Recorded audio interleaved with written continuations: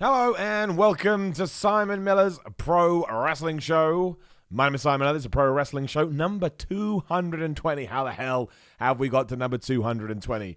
First and foremost, welcome to everybody watching me live on YouTube right now. Remember, if you are a podcast listener, you're going to get some special episodes here and there. But if you can, head over to youtube.com, search for my name, Simon Miller, and give me a subscribe on YouTube. And if you are live here right now, give me a subscribe as well. That's what YouTube's all about. Your subscriber number goes up, and everybody is happy. Like the video, share the video on Instagram and Twitter at Simon316. All of my personal projects, especially this podcast, sponsored by pinsandknuckles.com. They help me out with my wrestling merchandise, so check them out at pinsandknuckles.com or pinsandknucklesmerch.com if you would like to check out some exclusive Simon Miller t-shirts. More of my wrestling merchandise at Big Cartel, simonmiller.bigcartel.com. But more importantly than that, patreon.com/Simon316. There is a description below, or you can just type it straight into your Google browser or whatever. Even if you could spare $1, that would be great. But for certain amounts of money you can put in, you can get a t-shirt, you can get a personalized message, you can get a postcard, you can come on the podcast, loads of stuff in there. Please do check it out. I really do mean it as well. Even a single dollar allows me to free up time to do more podcasts. And if you are live on YouTube right now and you want to get involved in the conversation, use the super chat, little $sign in the chat box. You can see it right there. You can ask anything you want. You can say anything you want. You can disagree with me. I promise 100% to read out or answer any question that goes into the super chat. So, right, here we are, sat around about 48 hours removed, a bit less than that, from the Hell in a Cell pay-per-view, and the fallout is still massive, which is why I decided, screw it, let's just talk about it today as well. Nothing really happened on Raw.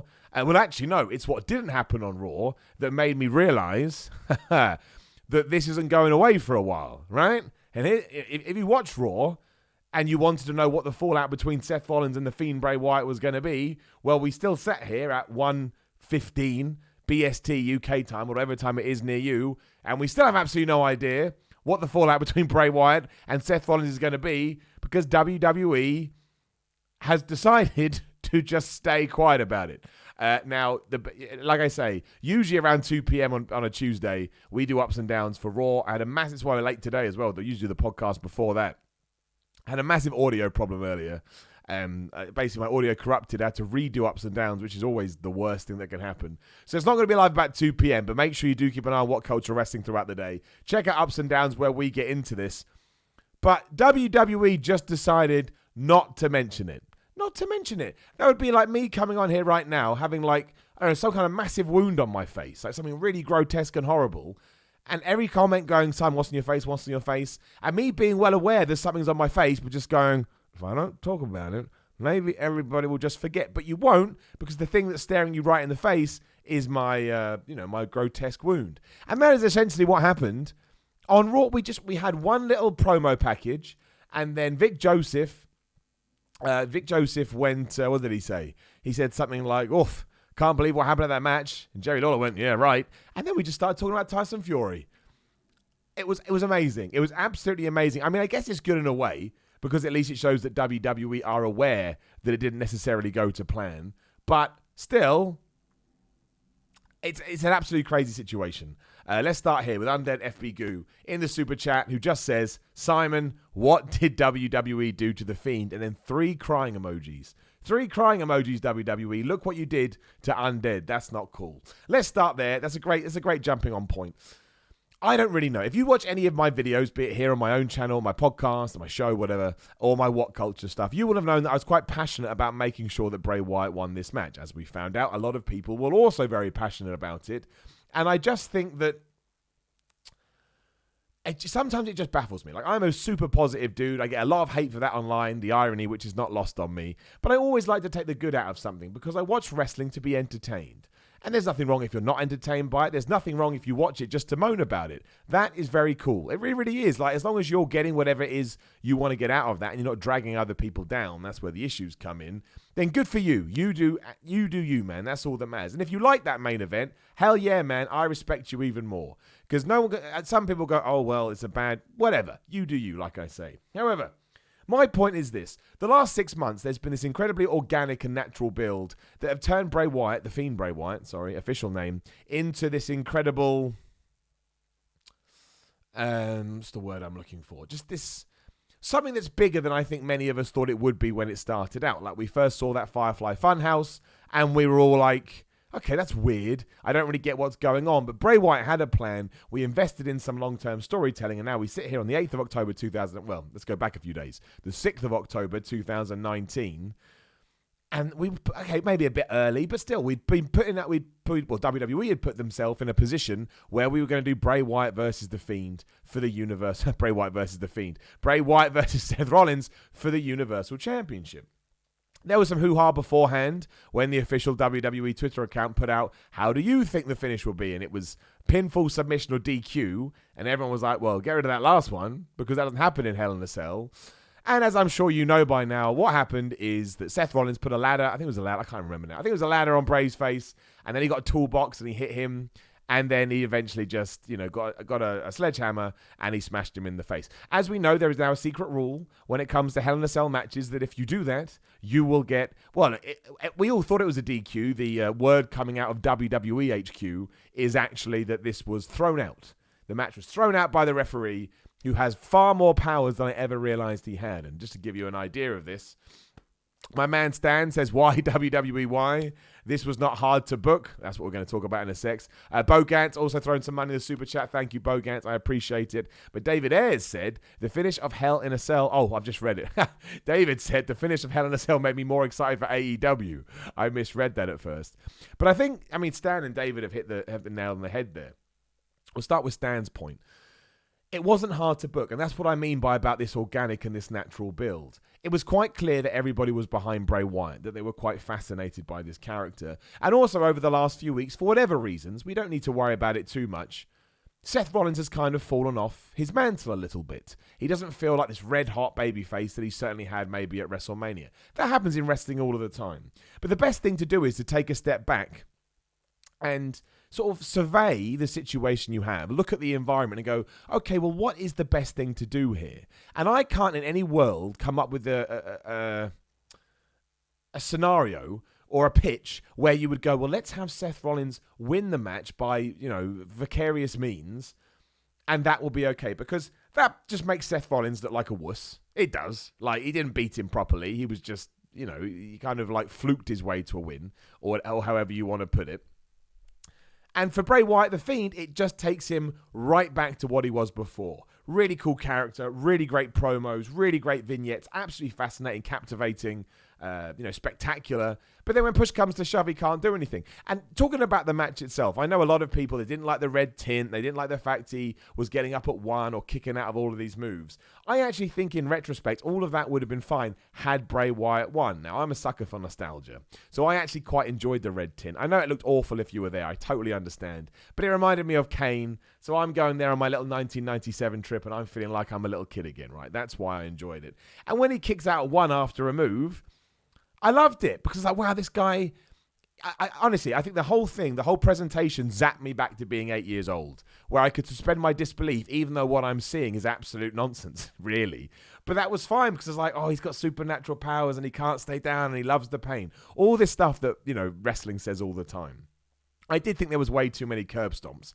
Wrestling is about finding your limit and getting that reaction from the crowd and knowing when to give and when to take. And I think we kind of took a little bit too much. But still, the fact he kicked out of one, yeah, it makes the finisher look crap. But the problem there is that WWE does that all the time. If we had just, focused it on this one match, I think you probably could have gotten away with it to a certain extent. But all of that falls apart, and the whole focus just goes to, well, Bray Wyatt didn't win when all was said and done. Let's go through some of the comments, because I know a lot of people are, some of the super chats, I should say. And actually, no, before we leave, David's point as well, and the super chat as well, thank you, David, saying, this is the other thing I don't understand. You could see, even I could feel it, just some idiot, some bald asshole here in the UK, I could feel the swell of support for Bray Wyatt. And with AEW breathing down WWE's necks, a little bit, not a lot. I know there's still a huge chasm there. But when it comes to NXT AEW, the signs are in place. Why wouldn't you just do something different? And why wouldn't you really go, well, let's give the fans something they definitely want, even if Bray Wyatt lost the belt in a month? Like, I don't think that's the way to do it. But at least you could have surveyed the situation again and gone, oh, it's working, or oh, it's not working. Lanaya in the super chat, always supporting, always appreciate Lanaya, who says, where does Seth go after this? Is his character able to be saved and his bad tweeting from earlier this year that turned folks off to him? Well, that's the other thing as well. Like, a lot of people have said, oh, the Fiend is ruined, the Fiend is broken. And I actually think you could rehab him quite quickly because it's like the Daniel Bryan situation. People will love him even more because they feel like he got screwed as opposed to lost a wrestling match. But Seth Rollins is the real casualty in this because Seth Rollins, like Lana said, has already kind of hit a little bit of a wall, as we've already talked about. And he will now be positioned as Roman Reigns 2016, right? We don't like what you did with other characters. Roman Reigns was the guy that you pushed in the way. Not Roman Reigns' fault at all, much like Seth here, just doing his job. And then there's a backlash.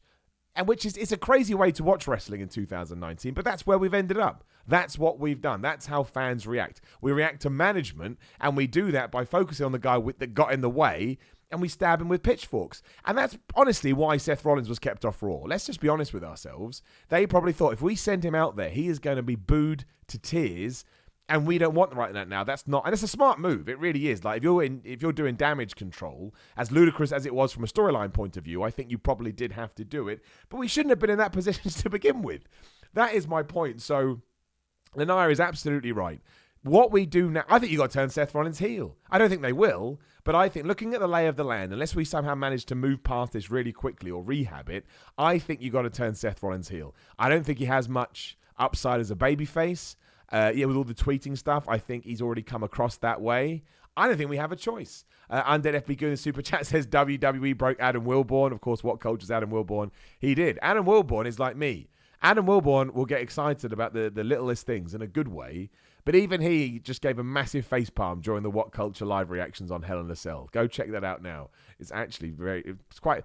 I tell you what, the silver lining to all of this is when we do have these explosions of rage. Rage is a bit much, but you know what I mean. I love how the wrestling community comes together. I love how videos will do well. I love how people just want to talk about it. That truly is the silver lining. It creates amazing discussion. And it's a shame that some people go too far and crap over other people, but that's just the internet. That's not specific to wrestling.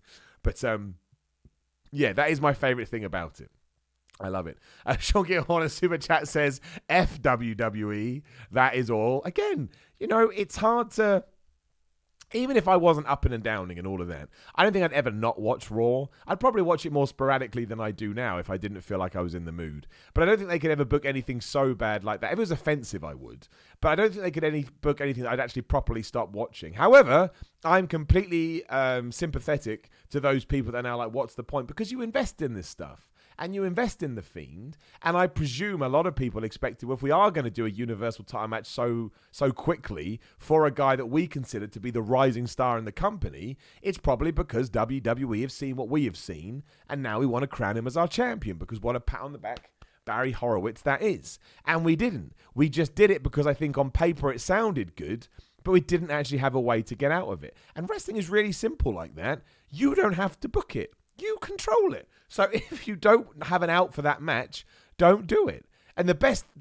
I wanted Bray Wyatt to win the title and hold it for a year. I really did. However, if you had even done something like The Undertaker appears... I know that Hell in a Cell is getting ridiculous for interferences, but The Undertaker appears, and then we do Undertaker versus Bray Wyatt Survivor Series. Well, that's cool.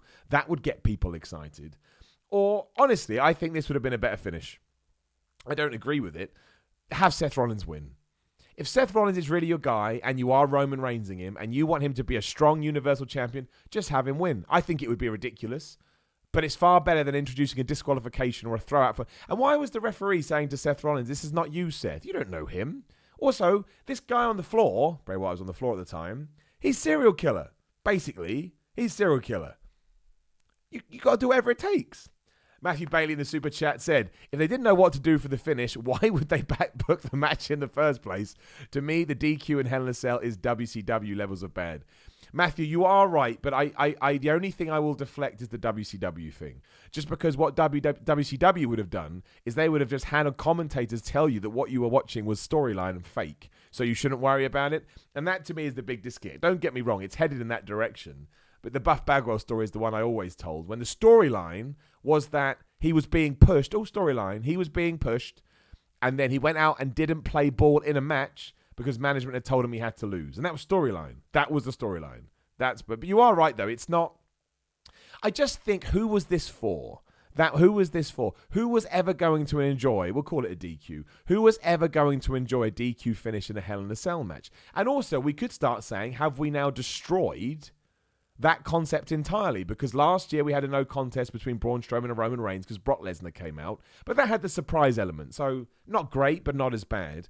But now, to me, Hell in a Cell is just like, Especially because the first match, which is such a shame it's been buried, Sasha Banks versus Sasha Banks versus Becky Lynch was awesome. Really good, ingenious, smart, innovative Hell in a Cell match, which is pretty good given they've been around for 22 years. You know, put over hard that anything goes in Hell in a Cell, and then 3 hours later, anything goes except for the ladder toolbox sledgehammer combination to the face. I don't get it. Aaron, Aaron, yours just vanished. Aaron in Super Chat says, was this Vince's famous last-minute booking? Well, there's a lot of rumors out there. I've tried to extrapolate as many as I could. What I have figured out, again, they're rumors, so you have to put a big asterisk next to it. It doesn't sound like it was solely a Vince McMahon decision. Obviously, everything gets greenlit by him, but it sounds like a lot of people thought this was a good idea. A lot of people were on board, and then when they saw the reaction, they were like, flip, we screwed this up. So at least they had some sense of awareness. I don't believe these rumors that Vince laughed off the reaction. You don't stay in business and are successful as him. He just wouldn't do it. He wouldn't do it. And again, the fact, if he had laughed off the reaction, he would have sent out Seth Rollins onto Raw. I think they're aware. How they're going to deal with it, I don't know. Andy in the Super Chat says, I was expecting The Fiend to do a mandible claw with a kendo stick as the finish when Rollins pulled them out. I mean, that would have been great, right? That would have been fantastic. That would have worked. Even if Seth had taken the majority of the match, it wouldn't matter. We'd probably debate it and go, I would have taken a squash match. I don't know how people feel about that. I would have taken a 5-minute squash. We kind of did what we did. But ultimately, yeah, Bray Wyatt wins. I think there's a Sister Abigail at some point in their match around about 6 minutes after one curb stomp. Obviously, Bray Wyatt kicked out at one. I would have had that as the finish. I think Bray Wyatt, a lot of people disagree with this. I think Bray Wyatt as Universal Champion is fantastic because it just creates such a new atmosphere and a new aura for WWE. This really weird guy on top of the world. Backed up everything that he said. Because that's one of my big criticisms with all of wrestling. If you have some kind of turn, be it heel or face or crazy person, you then have to justify that turn by having at least a little bit of success. It was Shinsuke Nakamura's problem when he went heel. He became a bad guy, but it didn't benefit him at all. He didn't win the World Championship. AJ Styles still bested him, so you're like, that was stupid. You weren't able to capitalize on that. And that's why I think with The Fiend, we should have gone all in with him. Maybe you could have waited a little bit longer, but we didn't. So that's an irrelevant conversation. But then we could have gone, wow, Bray Wyatt came back, he reinvented himself, and now it's worked. He's the Universal Champion. Who's going to beat him? You could either have done another match with Seth Rollins, and maybe this time Seth Rollins gets a little bit closer, but ultimately he just can't do it. Then you can separate Seth off. And hey, if you want to get to WrestleMania and do Seth Rollins versus Bray Wyatt, and Seth Rollins finally wins, get it. That's what a heel job is. I just do not understand who this was for. That's my big question. I'm not upset. Some people are so upset about it. And again, more power to you. I respect it. I laugh it off. Again, I can't enjoy that we can come on here now and have this big conversation. But it's still illogical to my brain. Josh Davis in Super Chat says, was all this to get Rollins Lesnar at Survivor Series? Oh, I really hope not, Josh. I mean, I was a bit worried. I mean, again, we'll talk about Raw in a second. But my big worry or takeaway from Raw was that we were teasing Charlotte versus Becky again. Now, I don't want to see that just because I've seen it so much and I like to keep these things apart. But if we get to Survivor Series and do Raw versus SmackDown, we've only just done the draft again. And we don't need to see Rollins versus Lesnar again. Oh, I hope not. I don't know, man. I'd love to tell you. I haven't got an answer for you. Right, I have to go really slowly through the chat. The Phil... Oh, it's my man. The Phil... I can never pronounce your username, dude. The Phil the Legend says, The Fiend didn't win because Fox want him on SmackDown. I mean, look, you could be right, but then don't book the title match. Or somehow come up with an angle to take the title off the line so that The Fiend can just win. I totally get what you're saying, and you're probably correct, but there are ways and means. If something changes and we've got all this momentum with the character, we don't want to lose that. Double back round. You have the power. You create the madness. Undead FB Goo in the Super Chat says, always supporting, always appreciate Undead. Thank you so much. Did Seth let The Fiend in? He's the only picture in the Funhouse that has devil horns. Granted, could have done it without a title match. Well, I think that's the thing, right?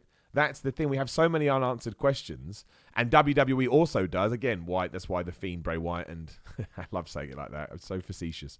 And Seth Rollins weren't on Raw. They don't have an answer, and they don't know how to balance this out, which is nuts. It's a really crazy situation. Like, it's created an incredible conversation that we're having now, and people still want to have it on Tuesday, which is amazing 2 days after the fact. But I think it's because we do have all these questions and nobody really knows why. Would WWE be worse off right now if Seth Rollins wasn't Universal Champion? I don't think so. I think it would have made any bit of a difference. I think he carries himself, he has the potential to carry himself in a way. And I think it's the same for Bray. Bray doesn't need the championship, but we were in a position where I think he needed to justify his crazy persona. And now it just feels to me like a guy that makes children's TV shows and puts a mask on. That sucks. Sean Gihon in Super Chat says, also, what the fuck is up with Ruru, Lana, and Lashley? We'll get there, Sean. We'll get there. Don't worry. I want to get the Bray Wyatt done first, and then we'll go back to it, Sean. Lanai gets in there, complete. She nails it in the Super Chat. This chat is group therapy. Thanks to all the great questions from folks, we can all exhale together. That's it. And that's why I love it when this stuff happened. The last one was probably when Brock beat Brawn at Crown Jewel, or whatever the hell the Saudi Arabia show was called. It's amazing how all wrestling fans come together, and there's this real outpouring. But it does create interesting debate and interesting discussion too. I know a few people did enjoy the main event, and they think this kind of apes I think the only issue I have with this, I like the theory. They say it apes a serial killer storyline. I don't think it does. There's no serial killer storyline I've seen that when the serial killer goes to kill their first victim, they fail. Like, if I'd watch Halloween or Jason or Nightmare on Elm Street, I mean, there's like Scream. If I watch any of those and the guy goes to kill someone and fails, I'd be like, what crap serial killer? You have to... what's the word I'm looking for? But you have to justify your character within those opening few moments in a film. We can take longer with wrestling because it's week by week. But you have to let people know what your character is all about. And Bray Wyatt did that an amazing job of that when he was left to his own devices with promos and vignettes and whatever else you want to call it. And sure, you can argue, yes, but Simon, he got that with Finn Balor and he got it with Jerry the King Lawler and so on and so forth. But this is like the main character that had to be killed off. Most... or at least brave horror films will always kill off a main character, or at least a peripheral character. And I feel like this was this part of the movie. I don't think it was the end of the movie. I felt like this was the start of the flick, and then, you know, somehow my analogy falls apart here. But eventually, Seth Rollins comes back from the dead and wins. Like, that doesn't work. But also, Seth Rollins wouldn't be murdered in real life, unlike Tyson Fury, of course, who is going to be murdered soon because Braun Strowman said on Raw that he will literally eat him. Literally. Alan Jack Morris in the Super Chat says, hey, Simon, love you and your content. Hope you're having a good day. Thank you, Alan. I always appreciate comments like that. It's very humbling and just nice all round. Thanks, my man. I am. And thank you for watching. Thank you for supporting me. I love having you on board. I love having you all on board. But obviously, Alan in the Super Chat, he gets special love. Chicken Salad, also a good supporter in the Super Chat. It takes a real genius to ruin a good idea. I'm going to enjoy a little bit of the bubbly. The AEW tie-in is fair play to Matt Jackson, who during that backlash just tweeted like AEW live on Wednesday nights. I thought, oh man, wrestling is so much fun. I don't necessarily think it's going to drive people to AEW. I actually think sometimes controversial situations like this mean people watch WWE even more. Like Lanai said, there's this outpouring now. We'll find out when the ratings come out, but that doesn't necessarily mean that it was a result of this. But no, I do get it. I do think there will be a portion of people that just go, screw it. And they won't watch WWE for a while, especially when you have this shiny alternative that still feels new, right? It's like when you get a Christmas present. It's like when you get a new phone.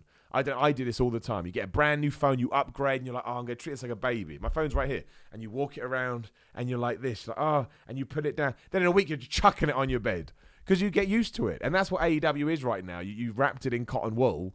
The cotton wool will come off. But the fact that WWE didn't even wait for that to happen. Oh, man, I tell you. Absolutely crazy.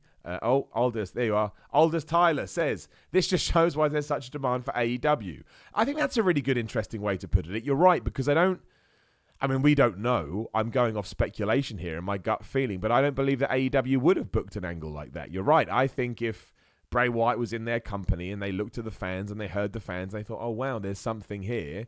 Yes, I think they probably would have just pulled the trigger on it. They seem a little bit more astute in that sense. Whereas when it comes to WWE, maybe there's a bit more, arrogance is the wrong word, but stubbornness. Which I understand too, because they've been running a business for 50 years or whatever it is, probably longer. So I kind of understand that, but it was a misfire. And I don't think that's a negative spin on it. I kind of think that's a statement of fact, because, if the powers that be are also giving us that evidence again on Raw by not highlighting who was on that show, the two most important people went on that show, I think there's evidence there to say that's fair. Rob Bunce, my man. Great question from Rob in the super chat. Hey, Simon, who would you book The Fiend against next? Do you know what, man? I have no idea. I have absolutely no idea. I guess, the Undertaker thing would have been cool, but they're not going to do that because that would have been the time to greenlight that. I guess you do a rematch with Seth Rollins.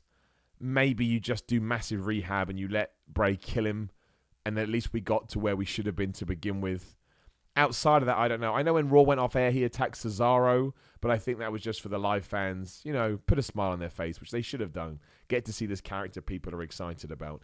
But I really have no idea, man. Who does he fight? The Miz, Elias, Drew McIntyre. Where the hell is Drew McIntyre? Drew McIntyre. And let's say he beats them. Is it the same? No. And then is there like a knock-on effect from what happened at Hell in a Cell? Probably. It's a great, let me know. Who did you book The Fiend against? I don't have an answer. I really, really don't. Pothead Joe in the super chat said, did you see that WWE tweeted and advertised a Fiend versus Rollins rematch, then deleted it for Survivor Series? I did see that. I don't know what that means. Usually those things are a no smoke without fire situation, which probably means that they were meant to do it or they are going to do it at Survivor Series, but they announced it too early because we still got to get through. There's 2 pay-per-views, is there not? Don't we have TLC and Crown Jewel? When is TLC? Sorry, my camera will wiggle. It always does. I notice this when I watch it back. I think TLC is first. Man, there's too many pay-per-views these days. No, TLC is the 15th of December. Ignore me. That's miles away. Okay, so we've got to get through Crown Jewel. Maybe we do it there then. But yeah, no, I did see that. I don't know what to make of anything with these two guys at the moment. I don't know what the plan is. I thought there was a nice, simple plan. And I thought we could have had a really interesting Raw with Bray Wyatt doing crazy Firefly fun houses and Seth Rollins not knowing what to do. Crifter C in the super chat says Seth was the final girl in horror movies. Yeah, he was, and he got away because back in the day the final girl would always get away in horror movies, which meant it was a 6-month movie, which is like an hour, a 6-month build, which is the equivalent in my head of like an hour movie, and we should have gone longer than that. Also, why didn't we just have the 4 matches on, on that Sunday, WWE just started announcing matches here, there, and everywhere. I think they should have announced one more match, the Kabuki Warriors, because they wanted to make them champions, and had like a takeover type card, 2 hours. You probably can't do that because of pay-per-view contracts, and there's probably an allotted time you have to fill. I think people would have been much more receptive to that pay-per-view if we had just done those 5 matches. Yeah, who even knows anymore? Where am I going? I'm going to Eddie Webb in the super chat who says, could Aleister Black be just as good as The Fiend? Well, I think he already is, isn't he? In his own special way. The difference there is that Aleister Black has a stop-start push, whereas the Bray Wyatt has been constant. But no, I think that he's brilliant, Aleister Black. And I think it's a real good sign that he was featured on Raw because Paul Heyman's a big fan of him. You'd have to guess it's to get him to move to Mondays in the draft, I would assume. I don't know. And then, yes, I think he has a huge upside. I like Aleister Black a lot. You could do Aleister Black versus Bray Wyatt, but again, don't. For reasons we don't know. Undead FB Good in the super chat says, Bray is back to cryptic tweeting. Yeah, he is, talking about revenge and I see you. Honestly, not trying to be negative, just my natural reaction. Go and look at Bray Wyatt's Twitter feed if you haven't already. If you've looked at it before. And hands up, I'm going to put my hand up. Hands up if when you look at it today or yesterday, you're a bit like, meh, because I was. So what does that mean? You cryptic tweet all you want, dude. Doesn't mean anything. It's empty. It's Bray Wyatt again. Sucks so bad. Michael Kennedy in the super chat said, I love the refund chant at Hell in a Cell. I mean, the backlash afterwards, we haven't talked about was, it was unbelievable. It was absolutely unreal. It was a proper throw trash in the ring kind of situation. We had AEW chants. We had give us a refund chants. We had restart the match chants. You kind of think sometimes maybe someone should just call an audible and go, restart the match. And then Bray Wyatt just wins. Why Bray Wyatt was being attended to by medical professionals as well, I will never understand. There's so many odd decisions. So many odd decisions. Like imagine again, we'll use the serial killer movie. Imagine again, the serial killer gets pushed out of a window, right? Falls 2 stories. You wouldn't then ring the ambulance and the paramedics and see them tending. I'm sure there is a movie that's done that. But that's not what I want to see. I want the camera to cut away, and when the camera cuts back, he's gone or she's gone. You're like, where did they go? Where did they go? That's what I want. I want mystery. I want mystique. Don't treat them like a normal human being. And you can say the character's over the top and silly. Yes, it is. But you've already made that decision 3-4 months ago. If you think Bray Wyatt, the Fiend, is stupid, you still have to treat it as stupid. You just have to buy in. I like buying into spookiness. But let's not forget in 1994, The Undertaker got beaten up by a bunch of people, pushed into a coffin. The coffin exploded and he floated up to the skies. Let's never forget that. It's nothing new. WWE and wrestling has been doing it for a while. Right, continue to let me know what you think about the Bray Wyatt, Seth Rollins stuff in the chat, in the super chat too. Thanks for all the super chats so far. Always appreciate it. Again, any money that goes in comes out the other side, and I put it back into the pot, the podcast pot, whatever. And if you are watching right now on YouTube, please do give my channel a subscribe, and do remember the podcast is sponsored by Pins and Knuckles, who help me out with merchandise, so I appreciate them too. And patreon.com/Simon316. That's how I'm able to fund all my personal projects. Right, so we do have to talk about, somebody asked about the Rusev, Lana and Bobby Lashley thing. It's difficult because this is what many people have been asking for, which may raise a few eyebrows, but it's true. So many people have said you want to go back to the Attitude Era. Here it is. This is Attitude Era storytelling. Affairs and scandals and adultery, all that kind of stuff. That's what we used to do all the time. Vince Russo loved that stuff. And I was having this conversation at a wrestling show the other day. Shout out to Discovery Wrestling. I was there this weekend up in Scotland for their 5th anniversary show. Had a wonderful time. Halfway through a show, so if anyone listens to this, they won't find it. Breaking kayfabe. Got to play heel for the first time. Absolutely brilliant. Loved every second of it. But we were having this conversation. You watch the Attitude Era back now, late 90s. Some of it's unwatchable. It's rubbish. And if it wasn't for Stone Cold Steve Austin and The Rock, I don't know what they would have done. It was good that everybody had a story, but a lot of it was cringeworthy, to say the least. And we've gone back to it. It's difficult because I like the start of Raw. I like the interruption. I thought it was a fan getting beaten up in the ring at first. I was like, oh no, it's Rusev. That was cool. Kind of made it feel a bit like Car Crash TV. But then everything else is so corny. So we cut back to Bobby Lashley, who's in Rusev's house. Then Lana appears. Lana has soft porn music playing in the background. Like, and you're like, well, why? Who's playing the music? I thought this was just meant to be a feed from someone else. Did Bobby Lashley just go and start playing it? Like, it makes no sense. And then they bang. I mean, that's what we don't see that, but that's what we're meant to believe. Who is filming this and who is broadcasting it onto TV? Now, the good thing about it is that Rusev then beat up Randy Orton and Baron Corbin. That was really important because sometimes WWE leaves people in those situations laying like a chump as well. And you're like, right, so your wife's cheating on you, this guy screwed you over, and now you can't even win a fight. At least Rusev went crazy. I'm not saying, I don't know, I need to see where it's going to go first before I can make a real judgment on it. But, if you wanted to come back to Attitude Era, this is it. This is what they used to do. 90% of all Attitude Era storylines were like this. I don't particularly care for it. I don't think it does Rusev any favors. And if you've watched any of my stuff, I'm a huge fan. But again, maybe it ends with Rusev destroying Bobby Lashley. And then I'm like, okay, we've kind of set up a platform for him. It is a bit weird because we have these interlocking storylines because you've got everything with Team Hogan and Team Flair. Rusev's on Team Hogan. But then he's got wife problems. Also, how the hell did Lana get access to their joint account? Isn't that fraud? To close a joint account, don't you both need both people's signatures? I don't know. I don't have a joint account, but I would assume that may be the case. And all the Braun Strowman, Tyson Fury stuff on Raw as well. If you were expecting anything else, you probably walked down the wrong path. I thought it was good. Yes, Tyson Fury's work punches were hilarious, but I don't blame him. He never pro-wrestled in his life, and if he hits you for real, you'll die. So he has to take some precautions. I like the pull-apart brawl. Maybe it went on a bit too long. I really enjoyed it, and I thought that Tyson Fury took a lot more sort of physical violence than I expected him to. So, Raw was okay. When I say Raw was okay, Raw felt like a rehab show. It felt like they threw a bunch of plans out the window because they knew it was going to backfire because of Seth Rollins and Bray. It just felt a little bit... It's one of those shows that you could just never watch and it wouldn't have mattered. It had some good stuff on it, but ultimately it's a YouTube show. And it's such a shame given the week that we had last week. Like SmackDown was great, Raw was great, AEW created this sort of spark, and NXT is always good. It was a shame. Sean Gilhorn in the super chat says, in the last draft, they don't want to have couples, i.e. Seth, Becky, Charlotte, Andrade on the same brand. Do you think this will hold in the week's draft? I don't think they're going to break them up. They don't want that kind of PR, and it would backlash them.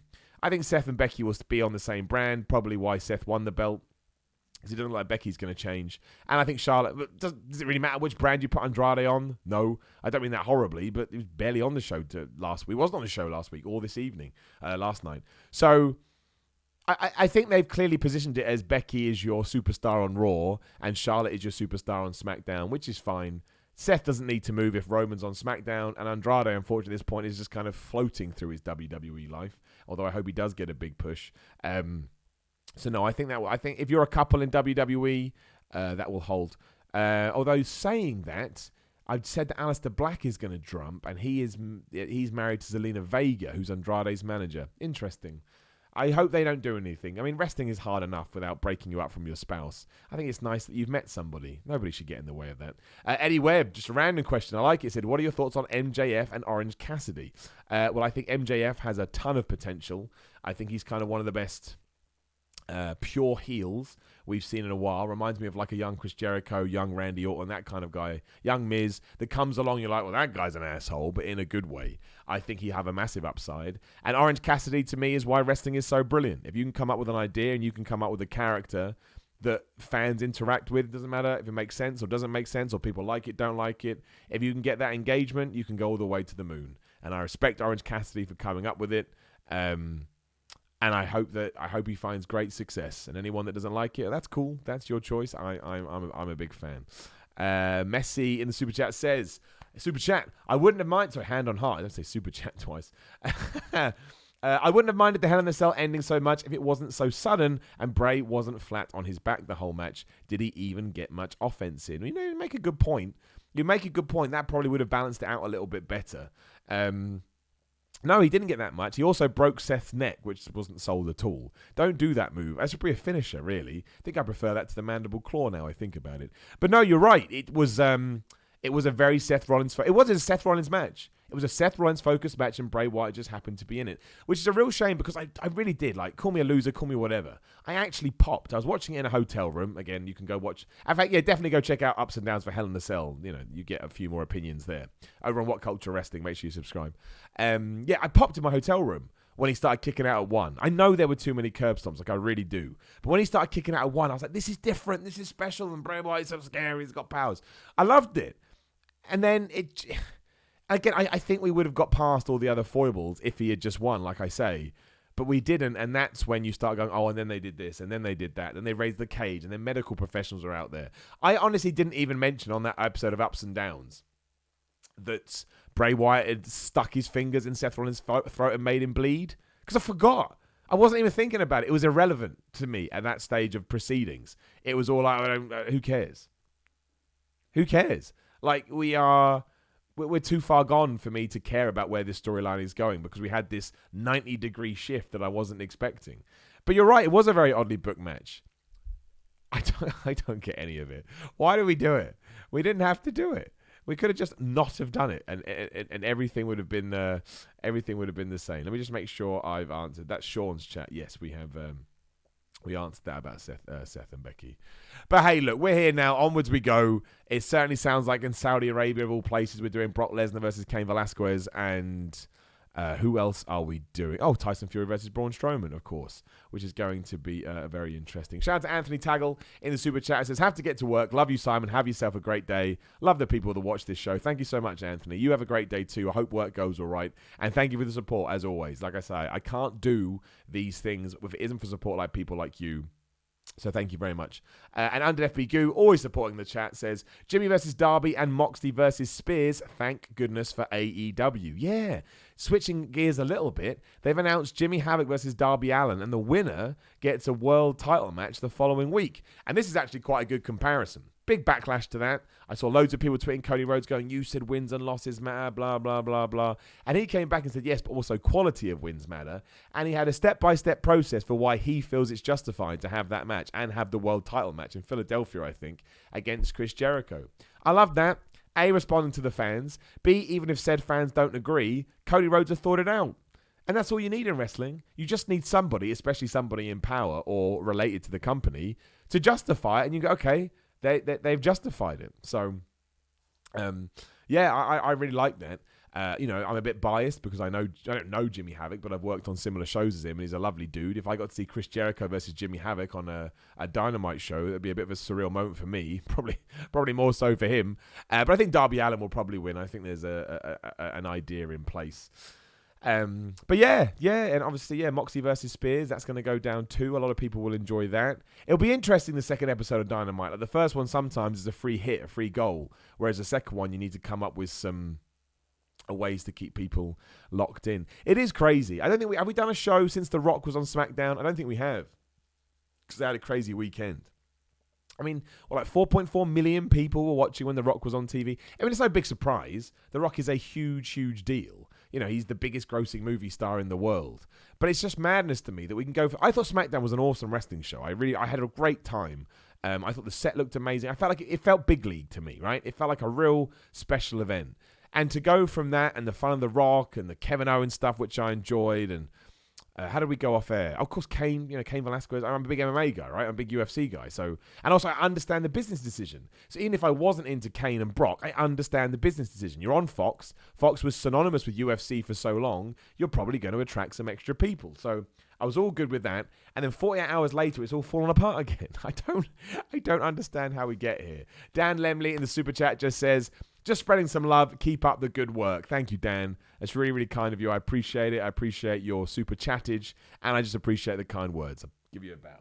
Thanks so much. And MJP Noble says in the super chat, they should have done King Corbin versus the Gypsy King. Plus, they always say Baron is a Golden Glove boxer, plus Baron is a heel, so it just works better to me. I see what you mean, but I think they hold Braun Strowman in higher regard than they do Baron Corbin. And Baron Corbin had done the stuff with The Rock, so you couldn't have done both of those on the same show. And I think they want Monster versus Monster. Don't forget, it's a Saudi Arabia thing, so Saudi Arabia is probably booking this card. But yeah, they probably wanted Monster versus Monster. I don't mind Braun versus Tyson Fury. I think so far, everything they've done with those two is actually quite enjoyable. It's quite entertaining. I've seen worse ends to Raw, and I'm fascinated by the matchup. I can't believe that Tyson Fury is going to be as involved as he is. I'm not saying it's going to be any good, but I like it as an angle. And I get it from a business point of view. It's going to get you mainstream attention. It's on the BBC right now. If you go to bbc.co.uk or .com or wherever you're based in the world, not necessarily, but certainly over here in the UK where Tyson Fury is a major star, for better or worse, they've run a story on it. And that was probably exactly what WWE was intending. So I know what you mean, though. And Baron Corbin would have been good. I think the problem with Baron Corbin is Braun Strowman creates more of a, what's going to happen kind of a deal. With Baron Corbin, I'd be like, Tyson Fury is just going to punch him in the face, and that will be that. Just Tired, still the best super chat name. In the super chat says, which male and female wrestlers from NXT and NXT UK would you bring to the main roster in the upcoming draft?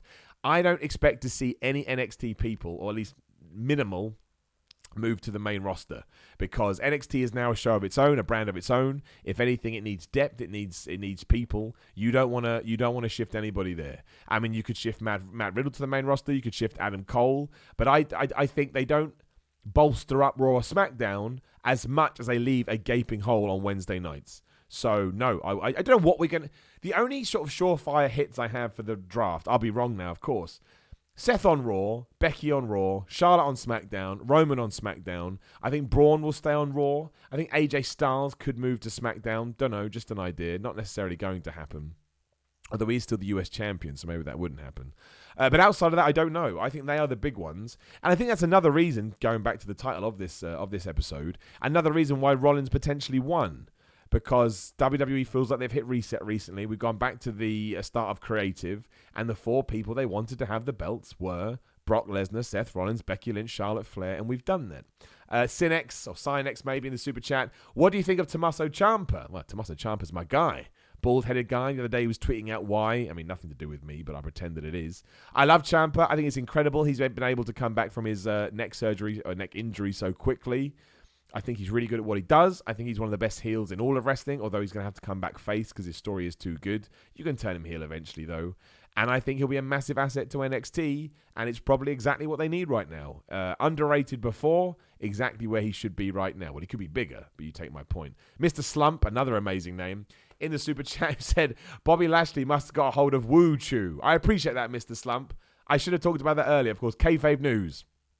Search for that when we're done here. Have a little look for Kayfabe News. Give it a subscribe. Basically, satirical wrestling news presented by me in association with Kayfabe News, who I'm sure you know, and sort of edited and more than that though, produced, directed, whatever by my man Phil Chambers. So yeah, make sure you go check that out. Give it a subscribe. It's doing all right at the moment, so the more love it can get, the more we can definitely do. Frequently Fly in the super chat says, does the Intercontinental title still exist? Do you know what? I can't for the life of me.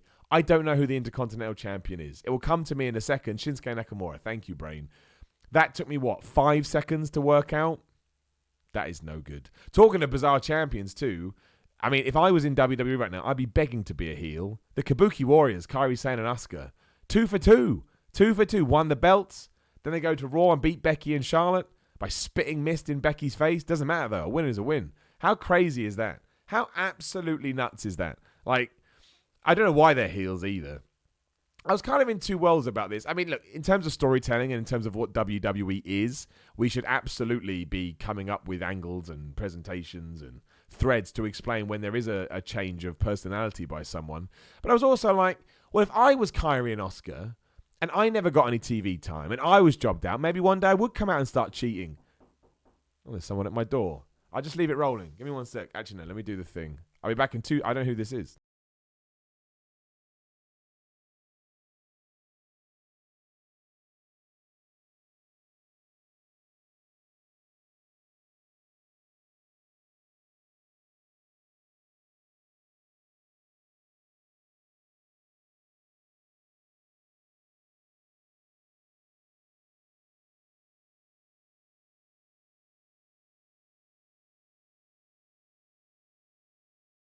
It's a package. I have no idea what's in that package. How strange is that? Also, I was talking about Kyrie and Asuka. Yeah, like, maybe I would just start being a dick, because I'd be like, well, maybe we'll get somewhere. And it worked. This ties into my thing about Shinsuke Nakamura earlier and turning heel, and Bray Wyatt. Like, the coolest thing about their turn, even though it is not justified in any stretch of the imagination, is they've done it. They've just beaten 2 of the biggest people in all of WWE, and they're champions. The mist thing's a bit problematic, though, isn't it? Let's not get into it, but it definitely is. Eddie Webb in the super chat says, isn't the AEW Dark not the best idea ever? Eddie, I love you, but that's a double negative. I'm not sure if you're saying it is the best idea ever or it's not the best idea ever. I like AEW Dark. I think it's cool. And as a little spoiler, we're actually going to see how an AEW Dark Ups and Downs does over on What Culture on Wednesday at the 2 p.m. time slot, which obviously is where we used to do SmackDown. Let's see how it does. If it does well, we'll keep doing it, and if it not, that's cool. That's how we figure things out. So, yeah, I like the idea. I understand that I understand the I can't think of the right word. I mean, they're not dark matches, right? And you're calling it AEW Dark, but who cares? I appreciate the idea. I appreciate the effort, and it means I get to see Luchasaurus. And as we know, Luchasaurus is the greatest thing of all time. Right. If you've got anything else to say about Seth or Bray, definitely let me know in the chat. Like I say, all super chats will definitely be answered. Definitely, you can say whatever you want in the super chat, and I will 100% read it out. We've kind of gone through Raw. I don't know what else there is to say about it. I thought it was an okay show. Not much happened. You know, I think the Tyson Fury stuff and Braun Strowman stuff is good. I'm a bit worried we're going to do Becky versus Charlotte at Survivor Series based on that Miz TV. Like the match with the Kabuki Warriors. Like the Viking Raiders versus Bobby Roode and Dolph Ziggler, because it makes sense from a booking perspective, right? It makes sense from that. You know, they've been doing well, then they take the champions on, non-title, they win, we move on. AJ Styles and the OC versus the Lucha House Party was fine. Rey Mysterio promo was awesome. He absolutely took something on paper that should make him look weak and turned it into making him look really strong and like a really good dude.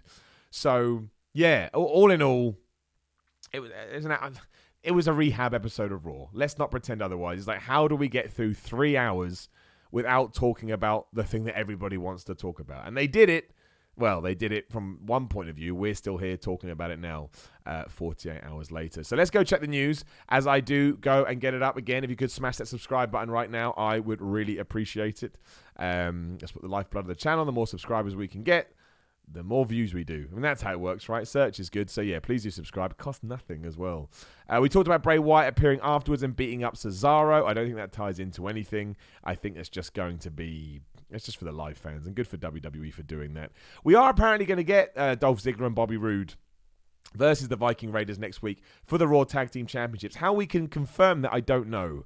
I mean, I guess technically the draft goes over 2 nights. It's Friday and Monday. Still a bit weird. Like, we probably shouldn't be booking stuff like that if we're about to shake up the rosters or trying to give people that intention. This is interesting. I haven't read this. Mick Foley defends Hell in a Cell pay-per-view. Where I don't care about that. Here we go. So maybe a Hell in a Cell match shouldn't end in a DQ, but I do love the new layers the match added to the Fiend character. Interesting.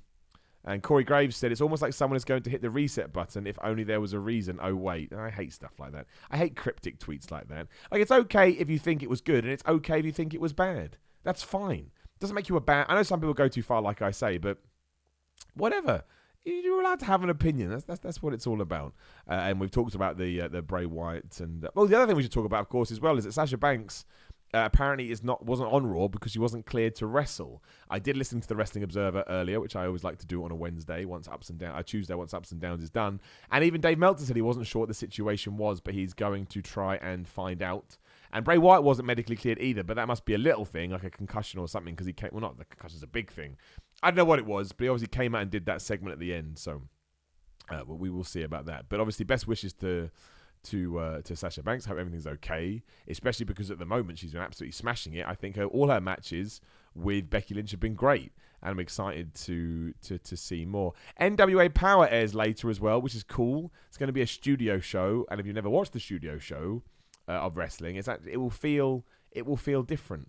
So you should absolutely check that out if you want to. There's a lot of wrestling. You don't have to. Other than that, I think that's about it. I think, like I say, the airwaves, as I'm just scanning through websites now, have been absolutely dominated by everything that happened at the pay-per-view.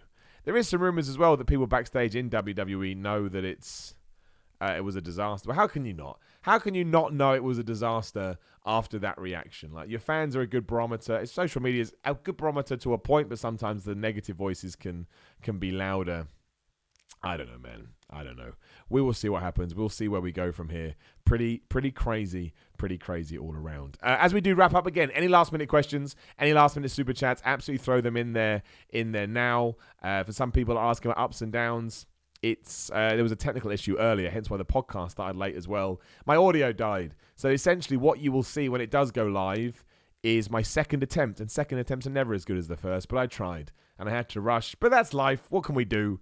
That's twice this week I've been dumbfounded or clocked from out of nowhere issues. But it's all good. It's all good. But do make sure, when we're done here, make sure you head over to What Culture Wrestling, give them a subscribe, and keep an eye out for ups and downs. Why couldn't I remember that? And if you're in Sheffield this Saturday as well, I should say. I always forget to do this. Sheffield, in a cave. Make sure you go check out Breed Wrestling on social media or their website, whatever. I'm going to be in a scramble match, wrestling in a cave for Breed Wrestling. So if you live around Sheffield or you can get to Sheffield and you'd like to see me wrestle, please do. Thank you to everyone that came to Southampton on Saturday for Kapow, and everyone who came out on Sunday in Edinburgh, of all places, for Discovery Wrestling. I had a really, really good time. I really, really appreciate it. I appreciate the love. I appreciate the feedback. I appreciate the people that booed me on Sunday. You'll no idea how much I got a kick out of that, but don't worry about it. And I will definitely continue to throw out more dates as and when works. Other than that, though, I think that's it. I mean, again, when these incidents happen, there's not much else to actually get to, which maybe was WWE's genius in many ways. I mean, it wasn't. I don't think this was intentional at all.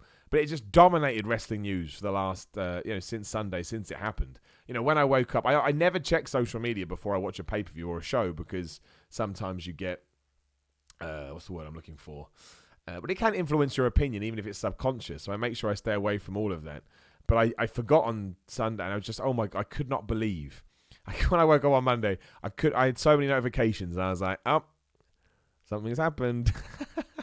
And my word. and my word had it.